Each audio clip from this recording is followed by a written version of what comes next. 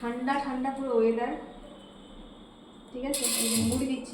দিয়ে দাও। আদৌ না আর দিও না, দিও। পুরো কালকে বৃষ্টি হয়েছে, হ্যাঁ দুপুরের দিকে বৃষ্টি হয়েছে, ওয়েদার পুরো ঠান্ডা। রাতেও টিপটাপ করে অনেকক্ষণ বৃষ্টি হয়েছে, ভোরবেলা পর্যন্ত। হ্যাঁ। আর এই যে এই টক গরম করলাম, তোমাকে আগের টকটা এটা দিয়ে দিলাম কারণ এটা সেই হাড়ির মাছ ছিল কাটা। এখানে রয়েছে আলু ভাজা করলাম, মানে আলু চচ্চড়ি যেতে বলে। বেশ, তো না অল্প বাস। আর এদিকে আজকে ভিন্ডি আলু সেদ্ধ করেছি, ভিন্ডি আলু সেদ্ধটা খেতে খুব ভালো লাগে, ঠিক আছে, তবে একটু অল্প হয়ে গেল, ওতে কিছু হবে না। হয়ে যাবে।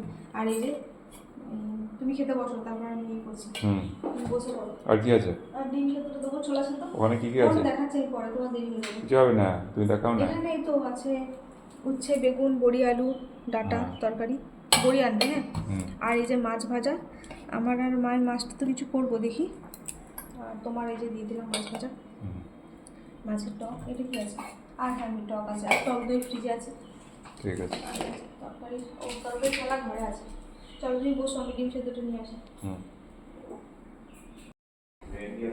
হ্যাঁ কালকের ভেন্ডি আছে কিছুটা, ডিম সেদ্ধ লবণ দিয়ে দিয়েছি, এটা দিই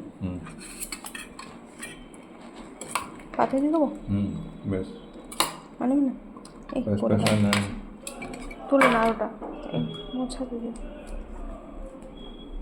আর এখন দিয়ে দিচ্ছি এই যে টক দইটা। আর আমি কিন্তু ভাতের সাথে শেষ পাতে একটু টক দই দিয়ে মেখে খাই, একটু লবণ নিই ভাতটার সাথে ভালো করে মেখে, তারপর এই তার সাথে টক দইটা দিয়ে মেখে খাই। আমার কিন্তু টক দই দিয়ে লবণ দিয়ে ভাত খেতে বেশ ভালোই লাগে। তো চলুন ওকে যে দই দিয়ে দিলাম, ও খাক। আর আজকের মতো ভিডিওটা এখানে শেষ, মানে আজকের ভিডিওটা শেষ, তবে এর সাথে পরের দিনের ভিডিওটা জুড়ে একই সাথে দুদিনের ভিডিও পোস্ট, আজকে দুদিনের ভিডিও একসাথে পোস্ট করছি। যে এখানে মাছের ঝোল করেছি আলু দিয়ে, আর এই যে বড়ি দিয়ে, বড়ি আলু দিয়ে মাছের ঝোল। সকালবেলা তাড়াহুড়ো রান্না কী করবো এটাই করলাম।